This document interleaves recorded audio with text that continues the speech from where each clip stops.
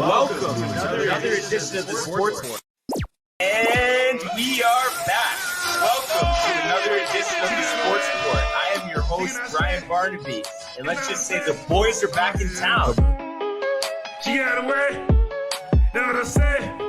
She can't choke, she don't know what to do.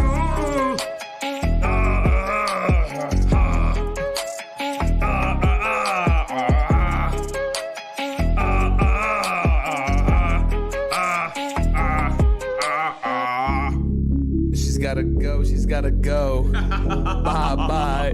I know that you love this flow. We just chillin', we just villains. We just chillin', we some villains. I love it up, get the ammo and I stick it up. I grab shots on the top of shots, I bust the clip and I let it dip. I make it poop, make it explode. Touch your toes, hit your nose. Can you touch your toes? We are back. Welcome to another edition of the Sports Report.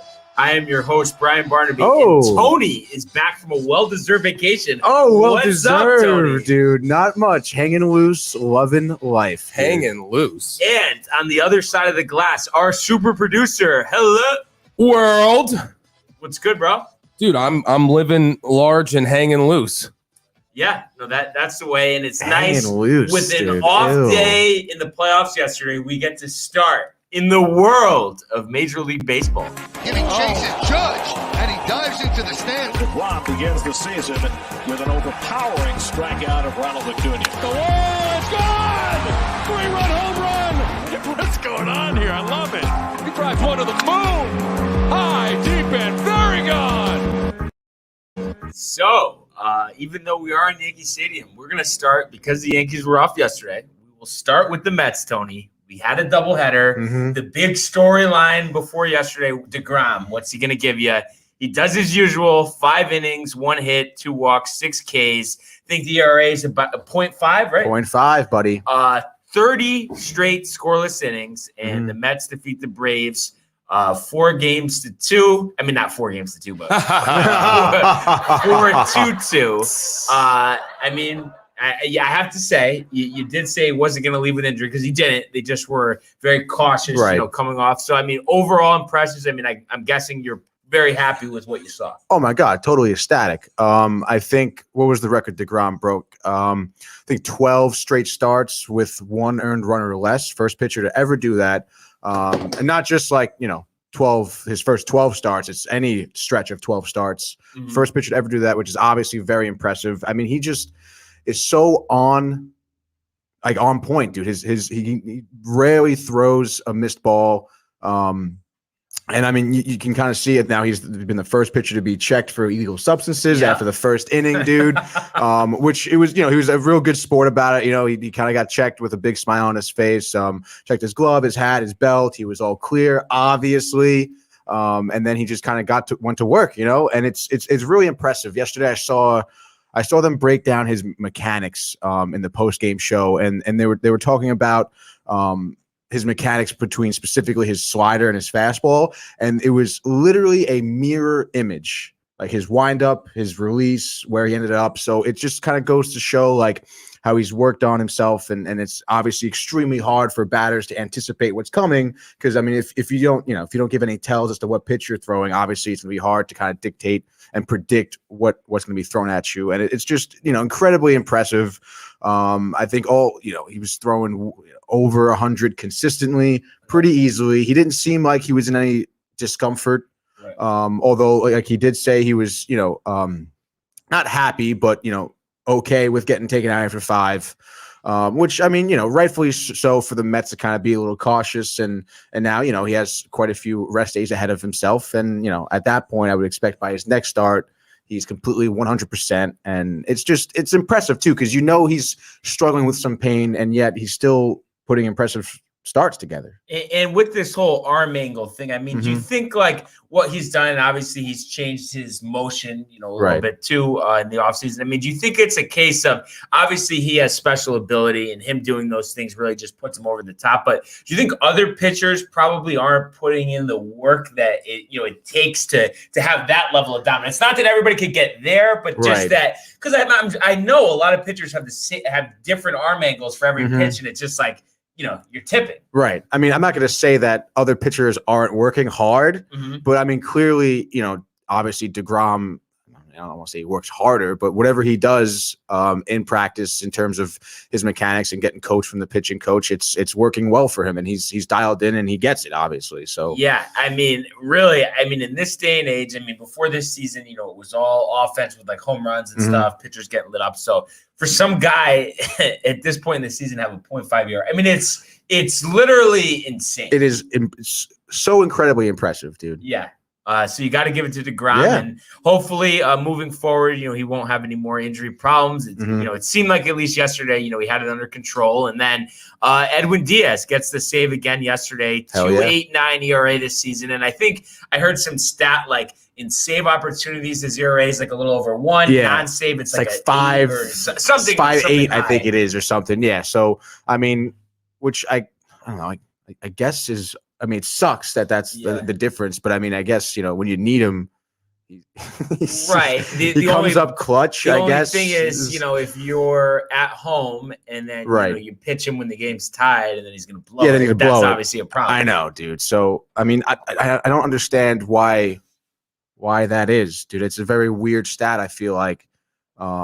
I guess just he likes pressure, I guess. Yeah. I don't know, dude. Yeah. But like I said, when you have the lead, you can close it out. Of course, you want him to be on the money. So that's what he's done this year. Dom Smith, yesterday, 3-run double, and we get the return of Jeff McNeil. Didn't start game 1, but came in as a pinch hitter, gets the single, first game action in over a month. So all in all, you have to be happy, about this game. The only blemish was Lugo giving up the 2-run homer to Ozzie Albies, but we know how good Ozzie Albies is. So exactly, somewhat understandable. No, yeah, the Braves obviously have some great hitters in their lineup, but if you score 4 runs, you give up 2, it's whatever at that point, Yeah. So good feels with the victory in game 1, and then we get to game 2, and it's a 1-0 Braves win. So obviously tough to see, when the pitching gets the job done and the offense can't muster together really anything. But we were talking pre-show. Eichhoff, 4 scoreless innings, 77 pitches. That's all you could have hoped for out of him. He's been in AAA, but Castro surged up the home run. But yet again, Acuna, I know, just like with Albies, we know how good he is. And Castro just left a slider low over the middle of the plate. And very rarely is Acuna not going to hit that out, So, it is what it is, just a little mistake. And, it was a tough defensive battle for sure. The Mets had some horrendous base running. But also, the Braves did play very well defensively. Austin Riley, dude, at third base just had it locked down all game. It was really impressive to watch him play. He was diving. He was making some sweet diving plays, throwing people out at first.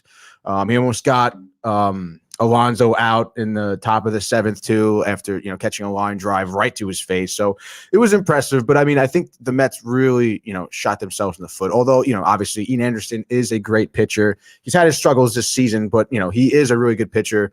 And he was pretty dialed in. Obviously, not letting up many hits. I'm not sure how much it was. I think they had like 2 or 3 hits, maybe the whole game or something like that. But yeah, dude.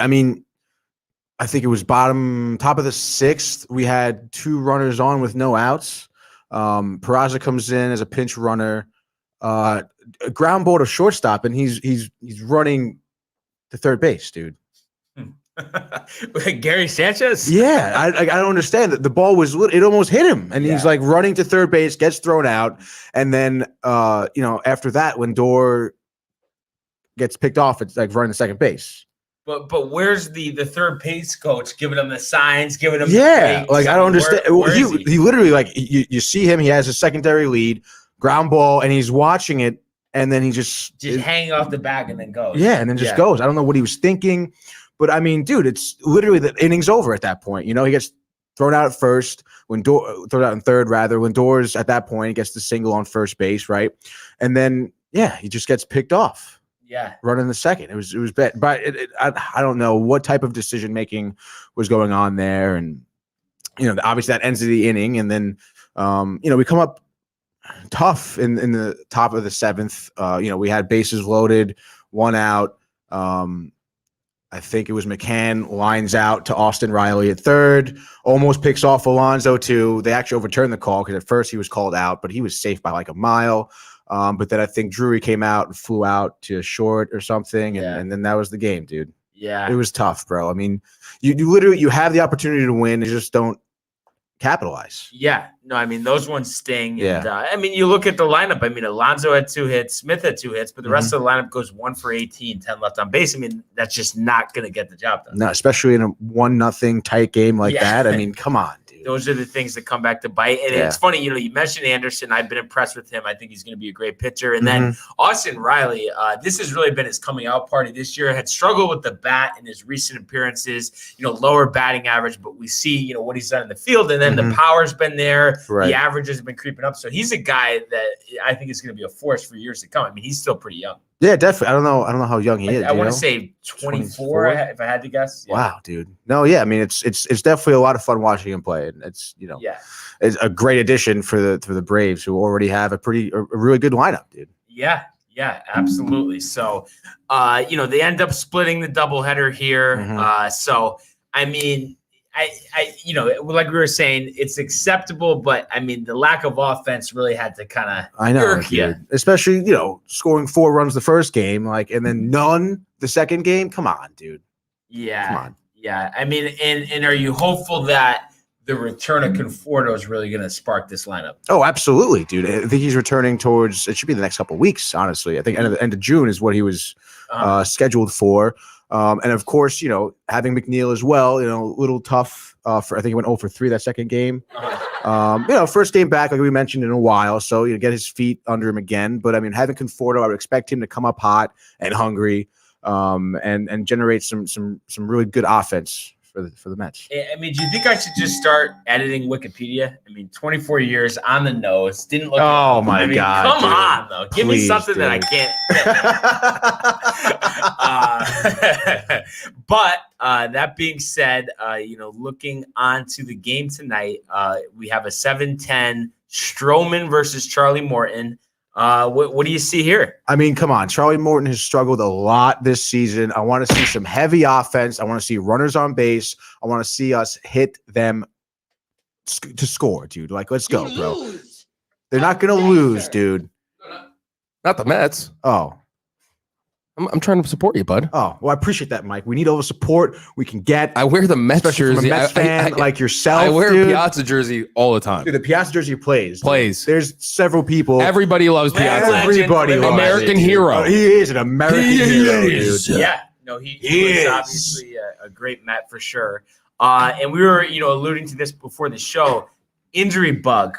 Really, really hitting them hard. We have Villar leaving the game. Right. We have Gesellman on the IL. We have Lucchesi, Tommy John. We have Familia to the IL. I know. But, and we talked about this before the show, my guy, Dellin Betances, made his first appearance in rehab in the minors on Sunday. He goes 1 inning, gives up 2 hits, but strikes out 2. No earned runs allowed, and they're hopeful that he can settle in and just help them in some way. I mean, with these injuries, you got to give it a shot. Of course, dude. I mean, I think Gesellman's going to be out up to 6 weeks. He has a torn lat. Familia, not too sure. It was a hip injury, I think. They don't have a timeline on him yet, or Villar. But I mean, with the bullpen obviously getting these injuries, I mean, yes, let's bring up Betances. Let's give him another shot. Yeah, dude. Sherv, no more. Tolino's back, Barnes. Love Tolino, dude. I don't understand it. What is he saying? Sherv, Lucchesi has that kind of changed up curve he throws. Oh, I thought he was referring to Betances, who has a slurve. That's why I was the slurve and the bunching together of these words, dude. Come on, get real. But yeah, it's tough to see Lucchesi kind of. He's getting a second opinion, right? But I mean, He has a tear in his UCL. All arrows are pointing to Tommy John at this point. But it's not like he was your favorite guy all season. No, no, definitely not. But he was coming along very nicely, dude. And I was like really happy about it. So this is a real kick to the crotch with this one, dude. Lost the spider. I don't think it has anything to do with the spider tack. Yeah, okay. No way, bro. I mean, this was an overtime injury, you know? Like, get the fucking Law and Order shit out of here, dude. Okay, yeah, I don't know, man. But honestly, I mean, I know I've asked you this question a bunch before, but would you be like completely stunned if Betances was able to make an impact? Yes, I would be pretty stunned. You're expecting another IL trip after a game or two. Yeah, I'd give him 2 games and then like hurt with something. Yeah, dude. I mean, I would be very happy for him to stay healthy. Yeah, that's at that point. That's all I would want from him. Because more injuries just be totally worse for the bullpen. Yes, I mean he is due for an injury. Yeah. Oh man, but hey, no, dude, come on, let's give him a shot. You've been talking about him all year. Yeah. Let's fucking get him in there. And it's funny because before these injuries, it was like, oh, maybe they'll just like trade him or cut him. They don't. But now it's like, we have to use him. So yeah. And I do think with the Lucchesi injury, I mean, we saw Eichhoff succeed last night, so I think this could be a good opportunity for him, though. If he's going to pitch well, he can step right into that role. Oh yes, absolutely, dude. And as for Tolino, dude, he's a pretty good pitcher, bro. I can get in there, dude. Give me a couple bullpen sessions. I'll be warmed up. I could vouch for him. I'm usually his catcher. He picks me a lot of the times. I'm like his Higashioka to Cole. Yeah, he actually brings the heat. His control early on is a little off, but once he reels in and dials in his DeGrom mode, he gets there. Yeah. Dude, what else do you need for the New York Mets, bro? What else could you say? Sign me in, dude. A stash DeGrom. Sign me up, dude. Give me a 1-day contract. You don't have to pay me. I'll just be there. And I think, just as far as the Mets tonight, I mean, I think Stroman has to set the tone because, with an offense that feels pressure to score, you can't let up a couple early. So you expect, of course not. A solid start out of him and then just, have work some guys in motion, get something started. And I did see too, Nito injured as well. That's dude. Another guy to add to the list, which is tough because Nito's been good for us. Dude. He's been getting some consistent hits, and he's really good behind the plate. He's looking real sharp behind the plate too. But I mean, I'm fine with McCann as well. I think are you a little tight at McCann though, like just overall? Yeah, dude. I mean, come on. He's got. I mean, again, behind the plate, he's really good, but he's just got to get his bat going, dude. He swings at so many first pitches. He grounds out into double plays. I think more than any other player in the league. It's almost reminded me of Brian McCann's start. With the Yankees. Honestly, I mean, last name aside, the parallels are there. Big free agent. Even with the last name, the parallel is there.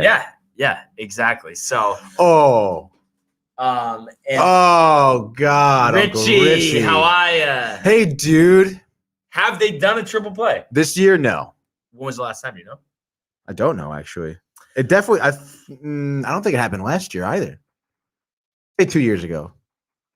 Last time Mets completed triple play. I mean, we know when the Yankees 2009. 2009? Get the fuck out of here. But that's August 23rd.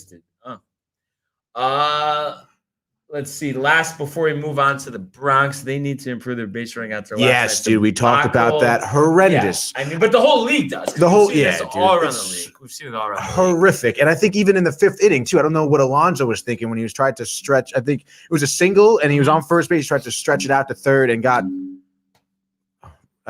tagged out by a mile, and it's Alonso. He doesn't run very well.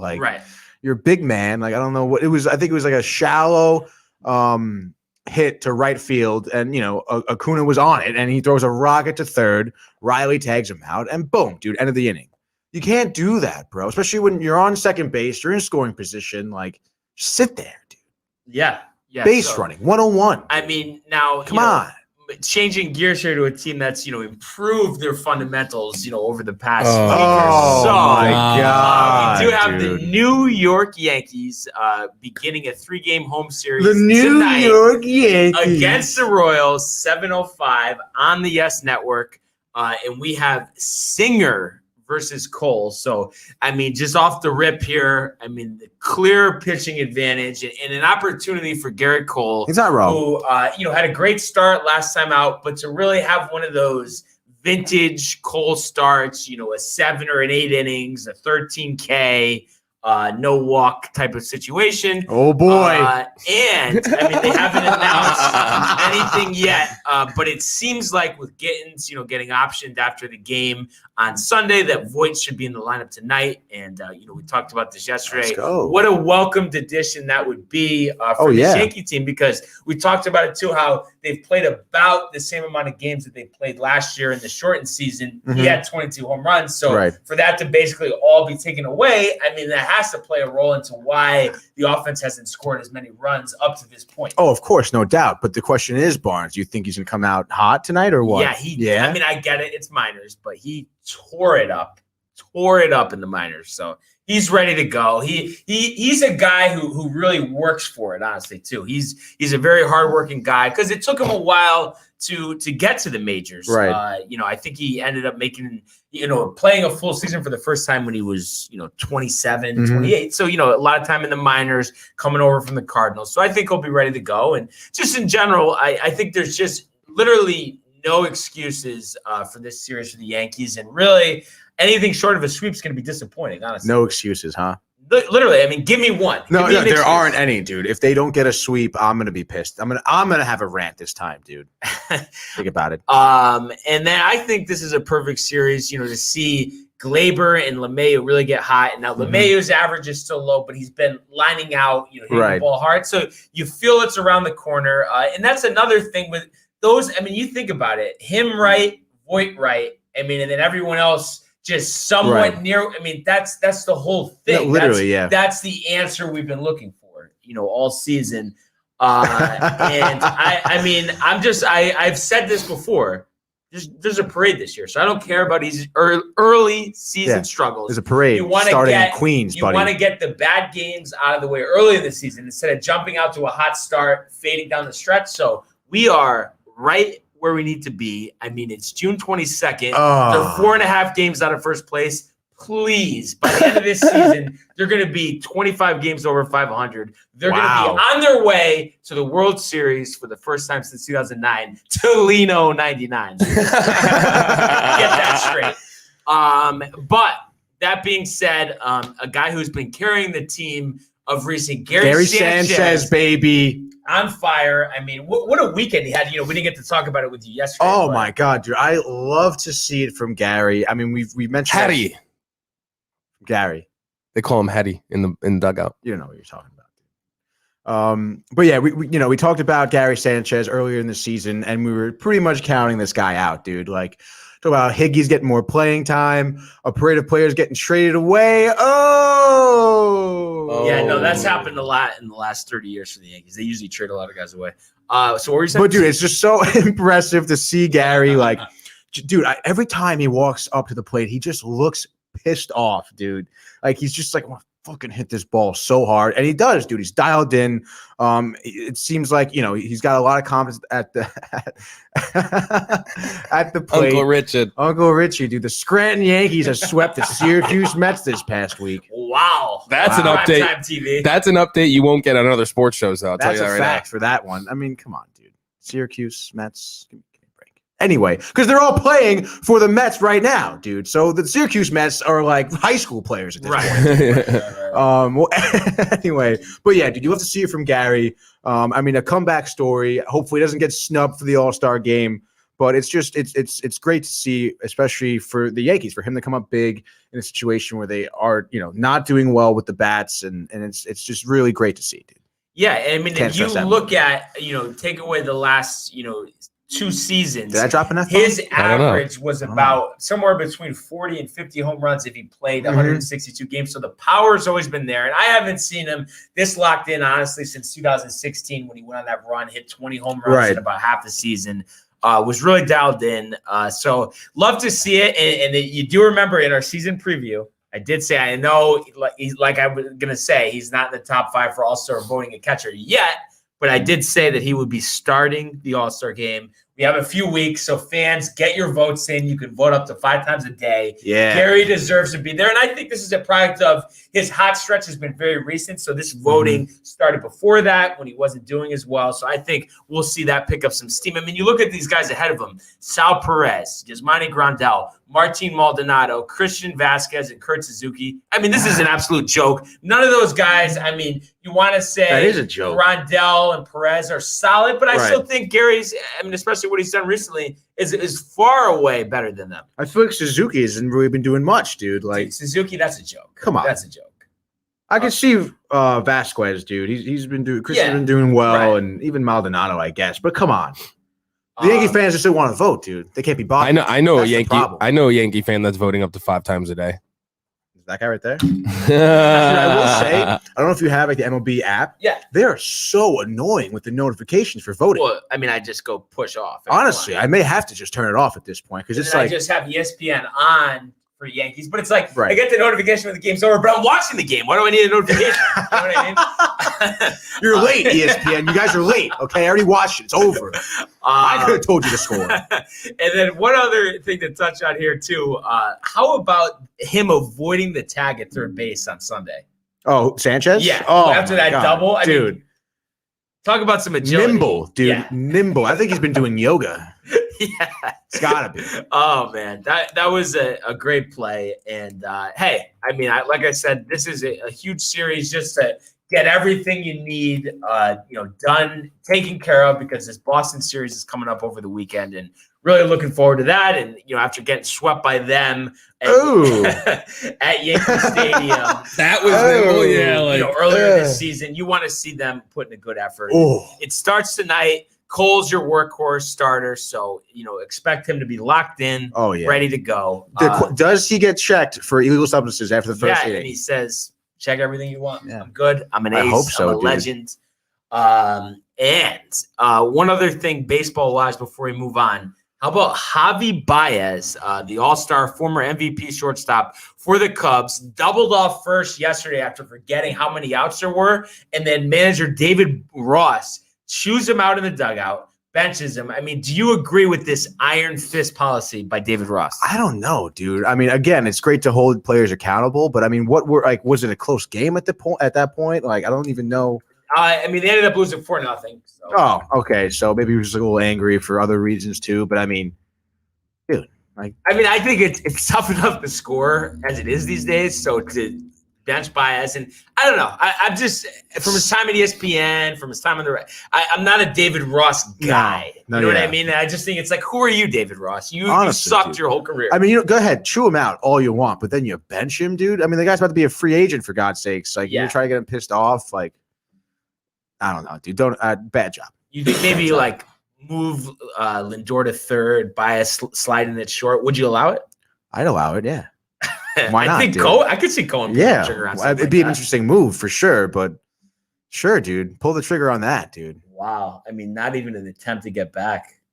I mean, that's, you're down 1-0 there, especially. Oh, it was down 1-0. I mean, it's a tough spot. That is tough, dude. But yeah, dude, go ahead. Chew him out, dude. Yeah. But you don't bench him for that. But honestly, didn't you think Ross was obnoxious on ESPN? Yeah, oh, yes, dude. Oh, my God. Like, quiet down, bro. Yeah, pipe down. I think that was a little much, but hey, let's start tonight. Bad job. We got STROMAN on the hill. We got Cole on the hill. No excuses for not to have Yankees win. Mets win. Let's go, dude. Go. 2 for 2 in New York, baby. Let's go. No excuses, Michael. None. And then no excuses. Play like a champion. Switching gears here to number 76. No excuses. Tony's favorite topic: the NBA playoffs do resume after a well-deserved day off yesterday. We have the Clippers at Suns. Game 2, Western Conference Finals. Suns, of course, leading 1-0. This game is on at 9:00 tonight. ESPN. Chris Paul remains out due to the health and safety protocol. Kawhi's still out. A lot of rumors that he possibly is out for the season. And then, say that yet. Tolino, enough with the baseball analysis, please. Dude, no. Tolino, you do all you want, bro. We love it, dude. Yeah, keep it going. And so, looking at this matchup, the Clippers, in addition to Kawhi, Morris is highly questionable after leaving last game early. So I think they're in a tough spot. I mean, it's got to be the Paul George show again. And the Suns, I mean, they couldn't be more hot. They've won 8 straight playoff games. They look to take a commanding 2-0 lead in this series. Booker and Ayton have been money all postseason, and especially Booker. I mean, last game with the 40-point triple-double. I mean, what do you expect to see here, Mike? Definitely a 2-0 lead for the Suns at the end of the game, right? I mean, Booker seems locked in. Ayton seems like he's getting better and better each game. I mean, I don't see how the Clippers get out of here unless Paul George does like a 50-point game, which... And then maybe Rondo shows he has a pulse, possibly. I don't even know if he exists, dude. Where has he been? I mean, I can't believe. I thought he was going to make a huge impact on this team after what he did with the Lakers last postseason. No, yeah, me too. I thought it was going to be the key to difference to it, to this run for them. And honestly, it sucks Kawhi's out, man, because right now I think it could be 2-0, right, with Kawhi and no Paul, because he has a bad man. But I don't know, man. It's going to be 2-0 Suns, and I think it's over for the Clippers, especially since why would you bring Kawhi back? Yeah. I mean, I was impressed that they were able to hang last game, but I think that was pretty lucky. And I think this is one of those games because we've seen duds out of the Clippers all season when Leonard's playing, with George. So I wouldn't be surprised if that's one of these situations. But the last couple of series, they have, lost the first 2 games and then ended up winning the series. But I think, down Kawhi, it's just asking too much. And, I just don't think you could really expect the Clippers to do anything in this spot. I mean, maybe when they get back to the Staples Center, that they can show something. But I think Kawhi's out for the season. I think they're keeping it under wraps. I don't know if that's instructions from Uncle Dennis or not. They haven't said? They just said day-to-day sprained knee. Get out of here. Sprained knee. Get out of here. With a sprained knee, he would have played game 1. Okay, Yeah. So let's pump the that brakes. straight. What's with all the cloak and dagger, huh? So I'm going Suns in a landslide. Give me something to offer here, Tony. See, where's Something the to click? You want what? He wanted the click NBA video. Oh no! No, see, we take Tuesdays off with that. Oh, okay. Yeah. That's such horse shit. What? I think he's like trying to be an assistant producer over here or something. Tolino. Yeah. The guy knows a thing or two. He does know a thing or two. Dude, I mean, I don't know. Mike said it best. I cannot see the Suns not coming out 2-0 here. Suns are starting to feel like a team of destiny. Wow. Do you believe in destiny, Tony? I do believe in destiny for sure. Would say Booker taking the step he did to take over is scary good. Scary good. Tolino's scared. Shaking in his boots. I would be. I wouldn't be. But no, it's over, dude. What do you think? Come on, Barnes, honestly. Oh, yeah. No, I think it's over. I think it's a sweep. And I think, like I had said, I mean, the Suns have played like the best team in the league all season. They've been the most consistent team. But obviously they need Paul back to, close the deal. Most likely the Bucks in the NBA Finals. Most likely but the I Bucks. think, things look really good. I mean, what a turnaround from a team, I think, that won, 19 games a couple years ago. Yeah. So really a great story. I mean, who's your pick here, though, honestly, for tonight? Who do you got? Dude, you got to go Suns. All right. You gotta. So we're going family. Lock it in. Family pick. pick. All right. Family pick. Gentleman's sweep. Fair enough.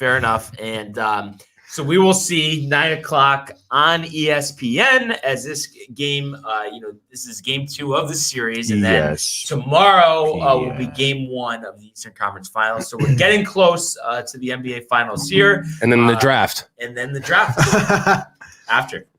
We do love the draft. And then it was interesting, yesterday we were recapping, the Sixers loss on Sunday. Jesus. Doc non-committal on Simmons after the game. Oh. And yesterday he says they have a plan to address Simmons' shooting woes.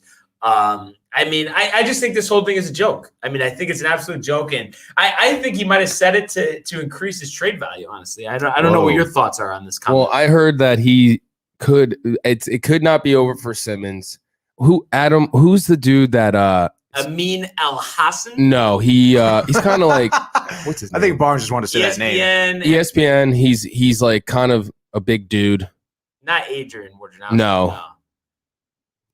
Oh man, I forget his Tom name. Penn? It doesn't matter. He was saying that he potentially could play for Team Australia, and they've gotten some crucial bad breaks throughout the last couple of cups, and their point guard there is Patty Mills, and he plays like Steve Nash in the Olympic game. Like in those games, he like looks like Steve Nash. He plays like him. It's actually how he got found by Pop and dropped like 30 on Prime D Rose. Dude, I think that was Windhorse. Windhorse. Yes, because I heard that. I think that was on ESPN radio. Yeah, yes. Yeah. So, and that was a good point. Like if he could play off ball, if he could show that I could be more than just nothing, then I think he has some trade value. But other than that, he's done. But what's this whole thing? I just, I get the general premise of it, but it still sounds completely insane no matter who you're talking about. The whole thing that he's shooting with the wrong hand, where does that come from? So I think, I mean, dude, when I started playing basketball, I started shooting with my left hand. But I actually had a nice lefty jumper. He's just dumb with his hand. And you could tell when he comes up, his right hand is gripping too much of the ball, which is why he can't shoot. Literally, because it'll go spin this way. He has no actual, like, he can't project the shot because every time he's shooting it, his right hand's getting in the way. Right. So if he just goes to righty for the summer, it takes the summer to get it done. Right. If he just does switch right now and is in the gym the whole summer, he could come back next year with a shooting righty and shooting way better. But he's just an idiot. It's like he's trying to fool the NBA, like, oh, I'm a lefty. But, dude, you can't do anything. But do you expect him ever to change that or no? No. Is he a lefty? He would have. Is he just He would have. Yeah. Right? It's not like he doesn't know he's a righty, dude. He's him. He's been himself his whole life. I do think, though, you're going to see, I mean, this is obviously it in terms of changing public perception, but I do think this offseason, honestly, I think he's going to make some changes, not necessarily shooting with a different hand, but just be a different player. Yeah. I think he wants to change the narrative. He's still young. Yeah. He can still have a great career. Oh, like yeah. It's over. No. It just looks horrible at the moment. Yeah. I mean, he's not where he got injured too last season, but Markelle Fultz, everyone thought it was done with him. He goes to Orlando. He's got his jump shot back. Before he got injured, he was averaging like 18 and 8 a game. Right. So I think he'll work on some stuff, and then maybe, I mean, I know it sounds a little ridiculous, but I don't know. And he's not. He'll give the 3-point shot another go. And he's not an injury-prone player too, Right. which is nice. Right. So there's a lot of things in his favor. He just has to make some tweaks. But it's just funny, though. I mean, I know he likes to distribute, but it just seems like he doesn't even actually, to be a great player, he doesn't even actually really need to shoot that much. Like, he just drive, but it's like he just needs that aggressive mentality in order to do that and not be so passive with the ball. Yeah, but everything's getting to him. You could see it, dude. Yeah. He just can't even. He doesn't even know how to dunk anymore. He's soft, dude. Yeah. I mean, what would you do with him? Would you honestly like rough him up a little bit, like toughen Oh, him yeah, up? get it in his face. I'd chew him out and then bench him, dude. That's what you think Doc Rivers should have done. Yeah, down the absolutely, stretch. dude. Yeah. Throw a pair. Let's go. Yeah. I mean, hey. He's no joke. He's a tough professional love, basketball, iron fist, okay? Yeah. David Ross mentality. Exactly, dude. Love that guy. And then, switching gears here, a couple off the field NFL notes. Chiefs defensive end Frank Clark arrested in LA yesterday. An Uzi was found in his car. Oh, Jesus. He was also arrested in March for firearms in a separate incident. Would you grab a beer with him, Tony? Oh, my God. No. No, we're not grabbing beer with him and his Uzi. No, thank you. Why do you need an Uzi? Why do you need literally, dude? Why do you have to? If you have one, sure, no, good for you. You're allowed to have an Uzi, but just keep it in your house. Dude. Yeah, I don't know. I feel like this happens all the time with the NFL players getting caught with these guns, and it's like I think the worst. I'm pretty sure it was either Leonard Williams or Sheldon Richardson when they're on the Jets. Literally loaded gun at the airport. No, dude, it was Sheldon. It was Sheldon. No, Sheldon had a couple with the Jets. Dude, he was bad. God, no, he had, dude. How does that happen? Dude, do you remember when he also had it was like from like a summer ago and he had the car incident. He was driving like 130 and he had like guns and drunk and everything. Yeah. It's like, dude, what are you doing? What are you doing? Like, what goes through your head when you're packing up the car that day with your whiskey and your guns? Yes. And you're like, oh, I'm going to do 130 on the highway today. But I think even though that is insane, I think it just is a step up going to the airport. Yeah, going to the airport with a loaded gun. Wait, I'm gonna get thinking, this I'll be fine. yeah, dude. no one's gonna know. No. It's in my checked bag. It's fine. Oh, Dude, it's fine. I'm an NFL player. Right? Nothing will happen. I mean, at least like Mello at the airport way back, you give him a break. You know, he just wanted to sneak it in, a little vacation. You know, no, but how funny was D'Angelo Russell's when he tried to sneak it in the Arizona can? He tried to What? sneak weed in the Arizona can. Oh no, dude. my God. Professional basketball. Like, dude, get a jet. But you think it's just this, Right? Honestly, dude, get your own runway. Yeah. Go out to your jet, have all Bring the weed the you Uzis want, and dude. everything. Yeah, dude, literally. But do you think this just happens because these players, you know, they put themselves, they feel just full of themselves, and they think Yeah. I can do whatever I want, so they just don't even think twice about stuff like this. Yeah. I mean, I I think it's a guess. buildup, like But- from when they're yet little all the way till they become a superstar in any league, and then Right. they're like, I've never gotten in trouble. But it's not like anyone has ever like gotten through the airport with a gun or has gotten like a pass for being drunk at the wheel with weapons in the car. Going Like, 100. do some research on it, buddy. Yeah. Before you're like, oh, I'll be fine. Like it's me. Like, Crazy stuff. And then oh my god. on the other Hilarious. side of the scope here, we do have Vikings rookie Jalen Tywin was shot 4 times in DC yesterday. Drew Rosenhaus, you know, the popular agent, is his agent, and he said wrong place, wrong time, and a full recovery expected. So despite it being the wrong place, wrong time, I mean, that is very good luck Holy for him. shit, dude. 4 times. I mean, 4 how many times. people survive 4 gunshots? I know a couple. No, you know, 50 Cent. that's one.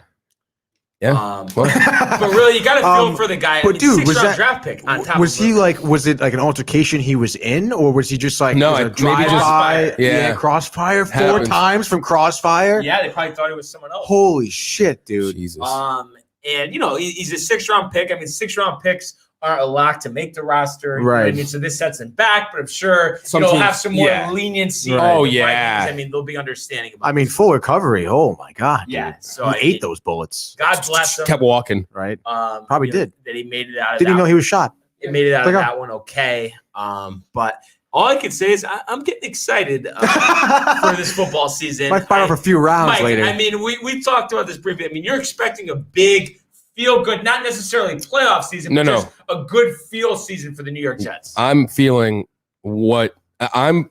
You want me to go into the Mystic Yeah. ball? Hold on. Here we go. I'm predicting, and I've been predicting Yep. the greatest show on turf, Part 2. part 2. Gross. Don't gross me. All right. We are gonna be in the playoffs and a deep run into the playoffs. And honestly, I forgot his name right now. Let me just look it up real quick. Because we're closing right now. But he's a Jets fan. Oh, He started this big Facebook group. It's the biggest Facebook. Fireman Ed. No. He's not. No. But you guys were close, huh? Hold on. Oh, let me see it. My He's uncle- the guy you can have a beer with, and Richie. Uncle Richie knows him, dude. Really? Yeah. My Wow. Uncle Richie was a firefighter too, so he Oh, goes to the game with his own helmet too. All you right, know? so in the Wow, new he's a era, fireman guy. Yeah. 4.7 thousand members. In the new era, one team, our team, the New York Jets fan page, the founder of it, I think passed away. He did, sadly. Bruce. His name's Bruce. Huge Jets fan. You can't really see the photo, but so RIP to him. He's a diehard Jets fan. And he started this group for the love of the Jets. And he's been a Jets fan through it all. And I think they're going to win it in honor of Bruce this year. Wow. That's big. It's the lock of the year, bud. Mic drop. Mic That was a bad drop. mic drop. But I have to say I am looking forward because I know it's coming soon. Even if it's not this year, but it's coming soon. That's going to be our time, the New York Jets, and all these years of people, making jokes, laughing. Who will be laughing now? Because Yeah, Zach probably still Wilson them. is going to be a modern day Joe Namath. Yep. You heard it here first, and I'm just saying I've been spot on with a couple of predictions here. I said the Nets weren't making the conference finals. I said the Bucks were. I said they were a good team. Roll back the tapes, please. By all means, roll them back. That's all I'm saying. Oh. Talk to me when the Yankees win the World Series. Yeah, That'll be that- impressive. yeah, yeah. That'll be a fucking That'll be a call. That'll be a good call. I'm looking forward to it. I am looking forward to it. But honestly, what a show. What great a show. Great show, dude. The three of yous, you did well. The three of us. Yeah. Always talking about me, Mike, and Uncle Richie. Yeah. Yes. The three And is- Tolino. So four, my bad. But as always, I'd like to thank everyone for joining us. Keep commenting, liking, subscribing. We will see you tomorrow. Peace. Hey guys, Tony here from Downtime TV checking in. I want to thank all our fans out there who's been liking, subscribing, sharing our content. You guys are the best. You guys are our bloodline. You make us love what we do. Thanks again.